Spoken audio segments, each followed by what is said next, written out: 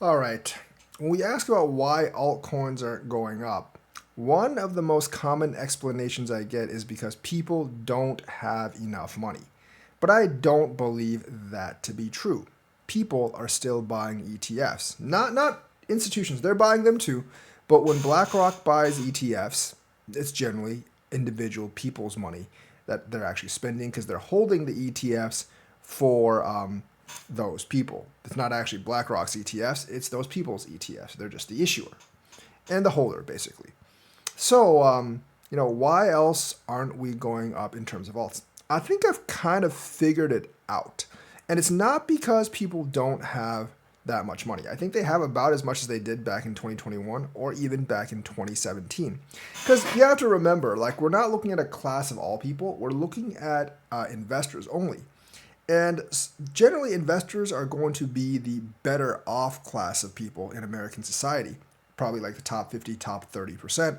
Because if you don't have any money, you're not going to invest because you can't invest. But I mean, that could be a little bit different from crypto because people in crypto tend to tilt toward more the gamblers more than the actual long-term investors. So they could be the ones taking big risk. And of course, the rates being high, they're less likely to borrow money to take that risk. But I don't believe the lack of money is a very, very good explanation because you see that open interest stuff, especially on stuff like perpetual futures, is basically higher than ever. And I don't think those are institutions. So unless you want to make a long video convincing me how BlackRock is taking those 100x or 1000x on Fartcoin, I completely disagree with your conclusion because I don't think BlackRock is the one taking those 1000x chances on Fartcoin. I think those are individual investors. And that, my friends, is where the money is going. Now, I mentioned one thing that crypto investors tend to be more on the risky side. They tend to basically like to gamble more than they actually like to invest. At least I think the majority of them probably do.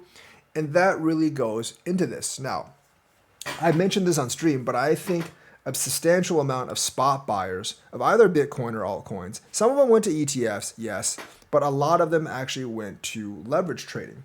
And leverage trading has been getting bigger over the years. I don't think there's any way anyone can actually deny that. Yes, it did play a part in 2017. There was like BitMEX and a few others, and it did play a part in 2021.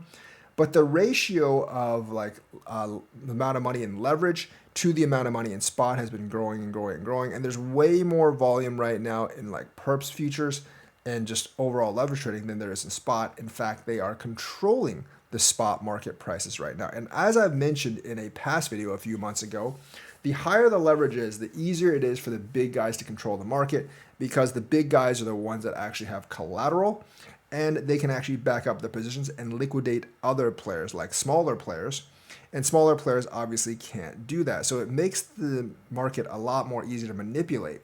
But back to the main point, I do think a significant, if not a majority, of what were spot buyers are now leverage traders. Because remember, people in crypto like volatility. They don't like non-volatility.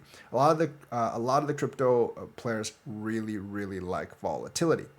And leverage trading is a lot more volatile. Like a lot of people are drawn in by the excitement. Just look at James Wynn. He lost $100 million, then he raised $5 million somehow from people that were going to donate to him, even though he lost all the money. Then he lost it all over again, and he's not going to quit.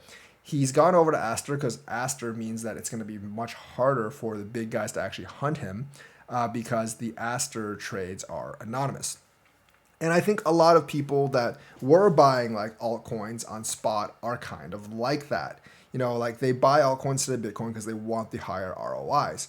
But now, especially with the perp dexes and the decentralized exchanges that offer these kind of leverage trading, it's much easier for people to access that than ever before. And I definitely think like retail traders, a large amount of them, are fully taking on this opportunity or what's seen as an opportunity. Usually you just end up losing all your money. So I don't really tell anyone to do it. I would never do that.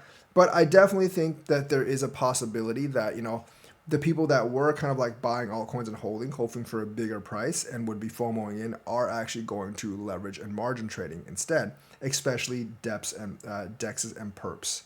and perp contracts like that. You know, with Aster offering like 1001x and AVNT offering 500x.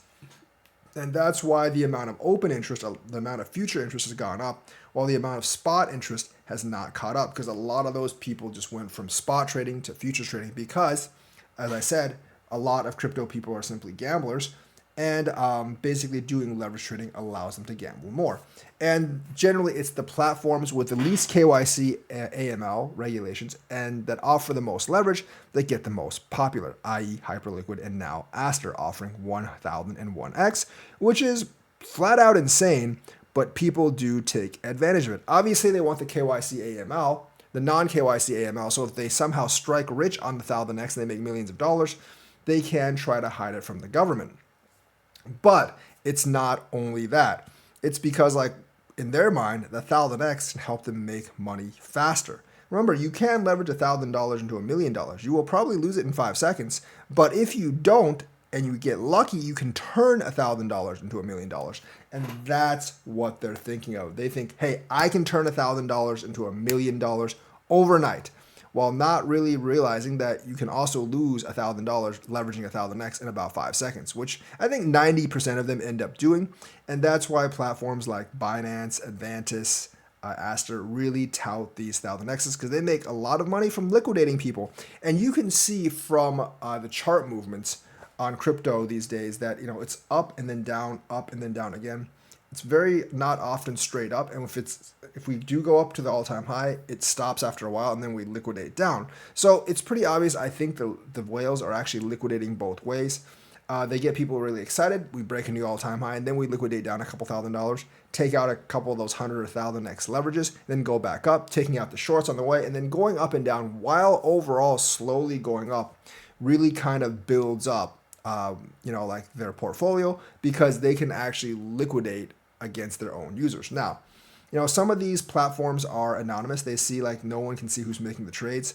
But do you really think the people that are running these exchanges can't see the order books? I'm pretty sure they can. Like, they might not go back and check who exactly is making the trades, but they can see where everything is piling up, and they can easily work off that data, and they can actually like work together off of that data to screw their users and basically liquidate them for money, because when you get liquidated, the exchanges actually make money, and they really, really want to refer people to their services, especially the high leverage services, because that's what makes them the most money. But all of this is also really, really bad for all of you that want a huge crypto bull market. You might think, oh, leverage goes both ways. When we're going up, we can go way up because of leverage, and when we go down, we can go way down because of leverage. But the thing is, since you're stealing the people that are used to be spot buyers for altcoins that just buy and hope for a bigger price, and you're turning them into 1000x leverage traders that trade in and out, you don't really have the base for building up an incredible altcoin bull run, because it takes those people to buy a lot of spot altcoins. That takes those people that buy a lot of spot altcoins to push the price up. And if most of those people are in leverage trading now, there's never going to be that group of people that just FOMO that price up, because now they're trying to do 1000x leverage and make a lot more, and they're probably losing a lot more at this point. They did lose back then, but that wasn't enough losses for them, so they're going to 1000x leverage or 100x leverage or 500x leverage or whatever to lose even more money. And I think that's what's actually happening. That's why we're having the very, very slow movement up. That's why I think altcoins really haven't gone up, because the people that would have bought those altcoins to gamble on them are now gambling on leverage. And when they're gambling on leverage, they're not spot buying and holding, which is the bottom driver of pushing prices up. So that is a big, big problem. Now, you're wondering, why has Bitcoin hit all-time highs? Well, Bitcoin does have the ETFs, BlackRock, Fidelity, and Co. They're not doing 1000x's on Aster. So the base accumulation for Bitcoin is much, much higher. Same thing with Ethereum now for the ETFs. And that's, I think, why a lot of coins are applying for ETFs. But I'm not really sure how much demand there is for these alt ETF coins, and I've voiced my concerns about this before. Solana, XRP, Cardano might get some, and they might actually get a base. Same thing with BNB, but that's kind of like Binance manipulation, so it's hard for me to say. Like, the top couple of coins might get a base of investors, but even if the smaller coins get ETFs, I don't know if that's really going to help them all that much, because I don't know if there's going to be that much demand. Now, That being said, I would still rather buy the coins with ETFs than without ETFs once the ETFs start coming through. I'm not really sure when they're going to come through because of the government shutdown, but I would rather buy the coins that have ETFs or multiple ETFs than without ETFs because that is a way where like serious investors can actually buy them. And I think a lot of people will use the ETF method to actually buy coins rather than just buying them off the spot market. So that might be able to get some accumulation for some of these coins. But not every coin is going to have an ETF. I think a lot of coins are going to have an ETF, but many won't because the filing process is kind of long and it probably takes money to file. So a lot of these like meme coins, they're still going to go up and down, but they won't have any staying power. Now, the meme coins like Bonk, Doge, whatever, that get an ETF might actually be like the central meme coins that things actually rotate around. But the overall market, especially for those coins that don't get an ETF, might find it very, very hard to actually like match the performance from Bitcoin and Ethereum. And I think a lot of altcoin holders are going to get left behind. Now, if something like Solana comes up, the SOL20 coins should actually react as well. So you want to like really be in those networks that actually get the ETF or be tokens on those networks that get the ETF because I think that's where a lot of the money is going. For the overall alt market, it may not actually matter as much. And not all ERC20 tokens are necessarily going to come up just because Ethereum comes up, although a lot of them will, just like not all SPL tokens will go up just because Solana comes up. But that will definitely have some effect. So I'm definitely hoping for like a Cardano ETF, a Solana ETF.